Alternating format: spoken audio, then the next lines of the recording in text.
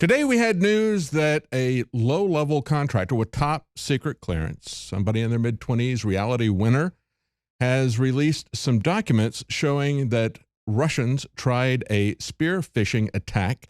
In other words, it was a phishing attack that was directly targeted at an organization to try to get into the election system. Now, this is something that's very different. The Democrats have denied all along, as well as the surveillance state, that there was any attempt to change vote totals or to mess with the election itself. No, what they said was they hacked the election by releasing information that was true about Hillary Clinton that cost her the election. Now they're starting to change this. And we've got a couple of high-ranking Democrats, top-ranking Democrat on the Senate Homeland Security Committee, saying that this is proof of Russian hacking. Is it? I think there's something altogether different with this. I'm going to go over a timeline here for you because I think this is a Department of Homeland Security surveillance state false flag, quite frankly, to justify the federal takeover of state elections or to hide their crimes. Do you remember December 8th, 2016? We had the Wall Street Journal and many others reporting that Homeland Security had attempted to hack into the Georgia voter registration database. This was a third-party security firm that was working for the state of Georgia. They detected it, they stopped it, and then they backtracked the IP address to the Department of Homeland Security. That got a lot of people interested. That was December the 8th. By January 12th, we had a couple of congressmen, Congressman Chaffetz as well as Heiss, write a letter to Homeland Security.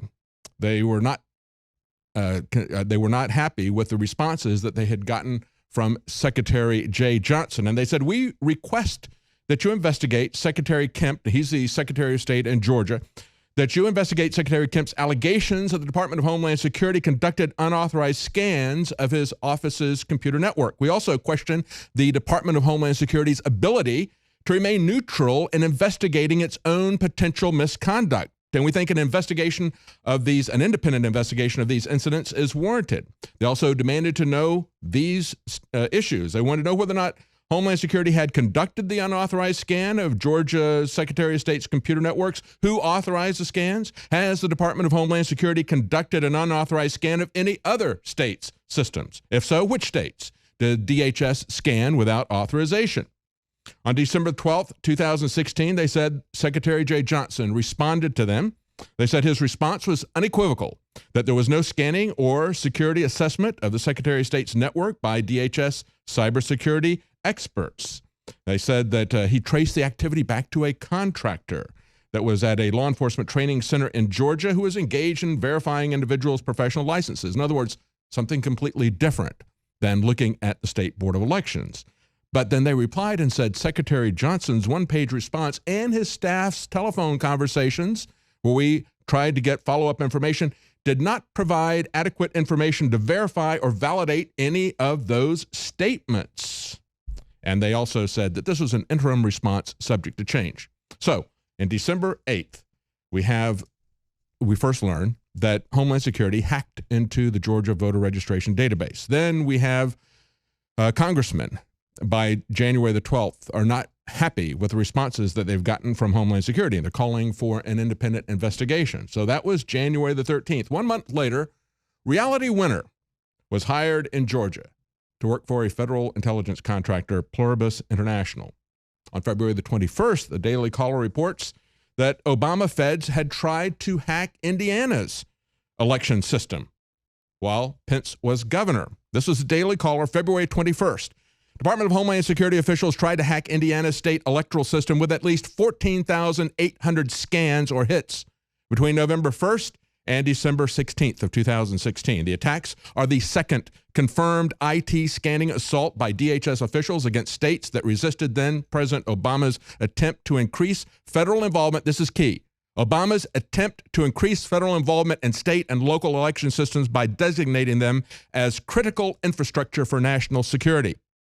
Members of the National Association of Secretaries of State voted, and just the weekend before this report, in their winter meeting to oppose the designation. They asked President Donald Trump to overturn this intrusion into state electoral systems by the Obama federal administrators.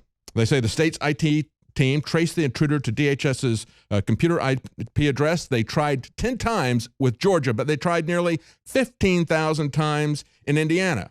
And then the Daily Caller points this out, and this is very key, folks. Federal officials are barred under DHS rules from trying to penetrate a state system without the express approval of the state. Neither Georgia nor Indiana gave such approval. They were not asked either. The federal government just did it illegally. They say governmental deployment of IT technology could be an evolving new tool against political opponents or to impose censorship. Let me say to you right now that what we have here is an effort by the government, the federal government, to cover up their attempts to get the surveillance state involved as political Watergate burglars, but using all the high-tech tools of the surveillance state. And I think what we're seeing here with Reality Winner might very well be an effort for them to go backwards and to backtrack. Let's go back to the timeline here.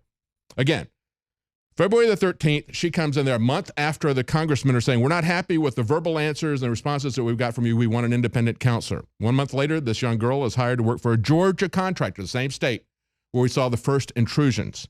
Then a week later, we see the Daily Caller say, hey, they tried to get after Indiana as well. And all the secretaries of state say, we don't want you involved in our state boards of elections. Now, May 5th, we have, according to the document that came out, the charging document, they say that the NSA claims that they found cyber espionage against a U.S. company in August of last year.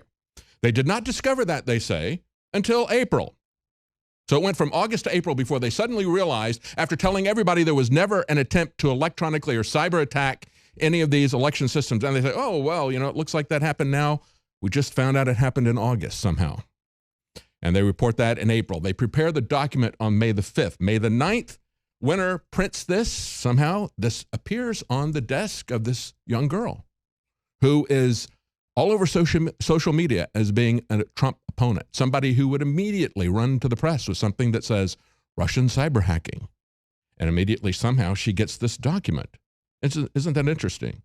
So on May the 9th, she prints it and she removes the classified intel. May 30th, The Intercept, that's the Glenn Greenwald's organization that ran this report, contacted the government to authorize the document and provide them with a copy. And of course, Julian Assange is very angry about how they handled that. He's offered a $10,000 reward to anyone who will identify and get fired the journalist who exposed this whistleblower. But there's a big difference between Reality Winner and Ed Snowden. Snowden broke the law, but he broke the law to tell us how the government, the deep surveillance state, was breaking the law in a big way, bigly. Reality Winner broke the law as part of a political attack. And I think what we have here is not so much a smoking gun as it is an effort by the Department of Homeland Security to justify the taking over of the state boards of elections. That's one aspect of this. Because, of course, the Obama administration had tried, as I just reported. They said, we want to declare it as critical infrastructure, and we need to be able to do this, but they don't have any justification for that, and they've had a lot of pushback from the state boards of elections. So what do they do? Well, after the fact, they realize, oh, you know, we never realized it, but now we've just discovered that the Russians tried to get in and get voter IDs. Why would the Russians want it? I don't know. Why would the Democrats want it? Oh, that's a lot more likely, isn't it? They have a lot more motivation to get that than the Russians do, quite frankly. But I think they also have something else going on here. They want to hide their involvement in committing federal crimes. And as I've reported before, and as we've seen the documents that's been reported by Circa, Drudge Report reported on it as well, it is the Foreign Intelligence Surveillance Court, the FISA court, that came out with a court decision saying that the Obama administration violated the law, violated the Constitution, and spied on political opponents. Rand Paul said, this is the biggest story, and it is the biggest story. This is the biggest story. The fact that we now have all these 17 intelligence agencies that are spying on us 24/7, 365, they have now turned into a political organization. That should be very clear for you. Well, that's it for today. We don't have any more time for this, but we will have more reports on this. Thank you for joining us on the Infowars Nightly News. Join us again tomorrow at 7 Central, 8 p.m. Eastern. I'm David Knight.